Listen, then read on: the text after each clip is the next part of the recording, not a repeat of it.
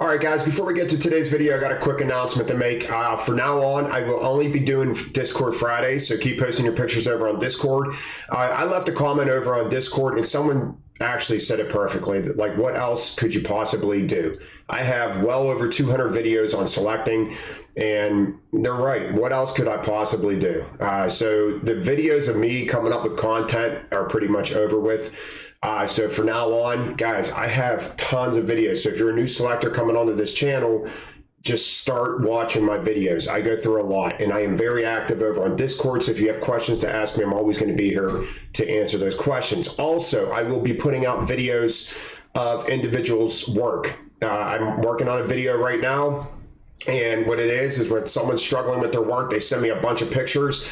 And when I have a decent amount of pictures, I like to put out quick breakdowns where I just do a quick overview of what I would do differently. And I'm working on one right now that will probably be out early next week. So those are the two videos that I'll be kicking out. So every Discord Friday is basically going to be it. And then whenever I stumble upon somebody that needs a video, just individually for them. So I appreciate everybody that supports the channel. Like I said, I will keep making videos just every Friday. Guys, if you want to help out with the channel, I'd really appreciate it. A lot of time and effort went into those over 200 videos that I put on here already for selectors. So, it's much appreciated. So guys, yep, you want to do all that? Let's get to Discord Friday. I appreciate it. All right, so the first picture I'm going to show, and if you don't see your picture on this Discord Friday and you've been posting recently, more than likely it's going to be on next week's. I say all the time, if you cannot come out of dog food bags level, then you don't know how to build. And this is just perfectly done. We got a nice solid base. It looks like we have Chardonnay, we have wine that's mixed in with stuff, or it might even be just cooking wine. I don't know. Anyhow, beautiful palette, nice and level. We topped it off with the bounties, but I wanted to show this picture. Not all pictures need help. I like to show examples of palettes that are done right so other selectors could see that you can move contents around. You can always come level out of dog food bags. And this is another palette just to prove my point. All right, the second one I want to look at is this pallet of water. They're not fun to build because these cases are very shifty. They like to shift around a lot. Not the most solid packs to build on, but we did a really excellent job of this. Me personally, the slip sheet at the top is a waste. It's an absolute waste. You're already done with your order. If we were going to put a slip sheet anywhere on this order, it should have been down in here somewhere, like either on this layer midway or on this layer right here. And that would have helped stabilize that pallet a lot better. But for your last couple cases, I hope you didn't go looking for the slip sheet. I hope you already had it on your jack, because to me, it's a waste of time. Guys, when you're done with your order, top it off, throw a couple of things of wrap around it. If you have a wrap station, get it to the wrap station. All right. Beautiful pallet, nice and square. We put it on blue wood, not white wood, not plastic. If you guys can use blue wood, you'll hear me say it all the time. Do it. Just constantly use blue wood or redwood. But a beautiful palette, just to me, a waste of a slip sheet. All right, guys, this next one, I'm pretty sure this is Samuel, and you said that this is my style building. It is to an extent. I don't recommend doing this with straight dairy products because I could have easily tied in this base. I always think you should try to establish a base, a tied-in base. And with the products that you have here, whoever did this, absolutely you can tie in this base. I would have also separated these just a little bit, guys, weight distributions, it's everything. We're not gonna have a problem here, but just separate cases. Take that second just to separate a case, just to give yourself that minimal gaps. But it is built well. If you're going to column stack dairy, this is definitely the way you want to do it. Heavier cases pointing inwards, center column straight up the middle. It's a heavy column though, and it's a possibility that column could knock over maybe the top part of this over here, since we've got cheeses and stuff like that. But if they threw wrap around it while they were selecting, they'd be fine. But lighter boxes, which I'm going to show you the 10th picture today, is you could do it, but this stuff here is just a little too heavy to be building it column stack like this. I would have tied it in the base. All right, this picture is from my warehouse. I was doing damage porter where I'm picking up damage, and I got a call saying that the corner of a pallet fell over and we got a lot of broken cases. It was a bunch of Pregos and everything. Guys, well, I mean, what do you expect? What do you think's going to happen? You got a big tall case in the middle, and you got a small corner. You got these stupid cases, the Arizona or the Palmer T's, as a corner. They are not meant to be corner pieces. This pallet is just poorly built. We got Del Monte juice, or I mean the little juice cups up on end, and it's actually got weight on it. It's just a poorly built pallet. When you have a low corner and a high inside, the result is dropping your pallet. All right, this one right here, I love. You know, it seems like a lot of these cases are the same size, but you could I still see people screw up, you know, cases. If this is a broth right here, I would definitely keep it upright. Any liquid, I keep upright. This is what I'm talking about, being level at all costs. In my opinion, I see people at our warehouse put broth on their side.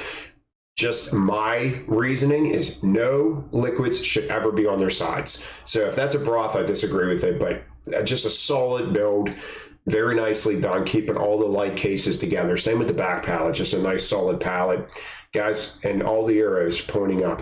Every arrow that I see on here is pointing up. If you have directional arrows, follow the direction of the arrow. All right, there's a reason why they want that case pointing upwards. All right, this is another one, very nicely done. I love how first of all, a warehouse should not have these buckets coming after boxes. Buckets do not sit on boxes. They will crush them. It doesn't matter what the box is. By the time this stuff gets to the store, that brown box and this white box are probably going to start buckling. Actually, it looks like they already are up here. Yeah, buckets do not sit on boxes, and that's no fault of the selector because it's the way it comes. You select it as it comes. Don't have no problem with that case being on its side because the majority of the box up above it is on this case over here. There is no pressure directly on that case, so that case is going to be fine. But for the way these contents came, absolutely freaking beautiful pallet. Very nice looking pallet. All right, this pallet right here, I like it. I like it a lot. I like the slip sheet. I think it's a good use of a slip sheet right here. We're pretty darn level. We got some highs and lows, but we came level with these cases, it looks like. But yeah, slip sheet, nice and spaced out cases to change the direction time in a little bit. And then we kept going that way. All right, we didn't put cases in one direction and then hurry up and go back the opposite direction. This point of the pallet is the strongest point of the pallet. The more bigger cases you have pointing towards this middle of this pallet, the stronger your pallet's going to be. The top slip sheet, to me, it's not even needed, but it does look like you have slip sheets on your jack. Maybe it's towards the end of your day and you're just trying to ditch off some slip sheets, but this slip sheet would have been enough. Guys, just don't waste time. If you have them and you're trying to ditch them off, it takes a few seconds, but if you're looking for a slip sheet, don't even waste your time. All right, you're towards the top of your order, just like I said on the other one. There is no need for a slip sheet whenever you're putting only one or two layers on top of it at the very top of your order. And we got one down here. Just don't overdo it. All right, this one right here, this is what I say, guys. Establish that base. Our first 3 layers are so solid. I mean, we established the base, and then we sort of started getting in a little bit of columns going here, which is totally fine. The only thing I disagree with is this right here. I do not like leaning cases in the gaps. I really don't like leaning cases in the gaps that have weight, because even though this is just a smaller case of liquid, it could still nudge its way over and start moving this column. It's amazing what a liquid can do inside of a gap. It can easily start moving this column, you know, inch by inch. I would imagine you probably wrapped this a little bit as you were selecting it, but I would never put a case into a gap like that, especially with weight. All what this would have took is you to just center this white case, just move this case over, then we would have had more of the case on it, or just don't even put it there at all. If it doesn't fit, don't force it, put it somewhere else. All right, this one here, a little sideways picture, the view is crooked. White wood, if you don't have to use white wood, don't use it.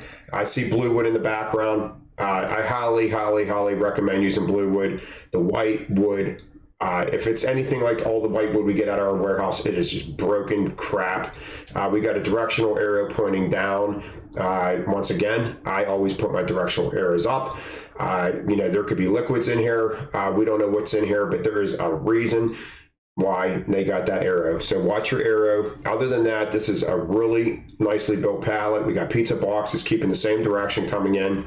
Now we got a hovering corner here. So my guess is that we had a nicely built pallet up to this point. But guys, sometimes when you get these big boxes, there is just nowhere to put them. So my guess is that your inside of your pallet on the side is a little higher, and you put a big box down so it was hovering a little bit. And then, but you did a great job by just, hey, I'm going to stick a light box of Frito-Lays on top of it, so it's not going to compromise pushing this box down and possibly damaging the case. I think we handled that corner very well. But other than that, everything is very nicely done. Just beautiful. I just, yeah, like the white wood, I just wouldn't use it if you could use blue. All right, guys, and the last picture I want to show is my last trainee that I worked on. So it was on Friday, and it was either Thursday or Friday, and I totally let him go. I let him build the whole entire pallet because it was lighter boxes, and this is what I'm talking about. This is how I build. I told him when he was done, this looks exactly like how I would build, so he was obviously listening. This guy's keeping light cases together, bigger boxes on the corners. You see that column, and now we get a bigger box. We point it to the corner. Most of that box is on this Cheerio, so it's not going to be hovering over here. I tell him, if you have a hole, just fill it. You don't even have to, it doesn't even have to serve a purpose. Just fill the hole. Sometimes they do serve purposes. It'll keep this case and the Cheerios from shifting back and forth if need be. But see all the cases just pointing in. It's a column stack. We got our first two layers tied in, and then it's just a column stack. But it's not going to go anywhere because we got heavier cases pointing towards the middle of the pallet. This is not going to rock out and fall over because this part was up against our jack. Now imagine this whole entire column turned the length of the pallet. Now you go around a corner, it's going to fall. But when you point cases towards the middle, it is less likely your pallet's going to fall over.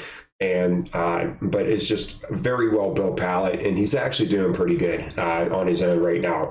And my trainee before that is actually just dominating. He's kicking butt. He learned his own system. He used some of my techniques to actually help him throw faster. So guys, whenever you always say on here, why, you're just focusing on the pretty pallets. No, I'm not, because when I see my other trainee, selecting, I'm not stopping. I'm going to be like, oh no, you're doing this wrong. I can't believe. No, he's getting that pallet to be presentable. And he's freaking dominating at times, and he is killing the incentive already. And he's only been there for like 3 months. So it could be done. You take my techniques and you put it to yourself, and you're just taking tips off of me, guys, little tidbits. I'm not telling you to build the exact same way I build.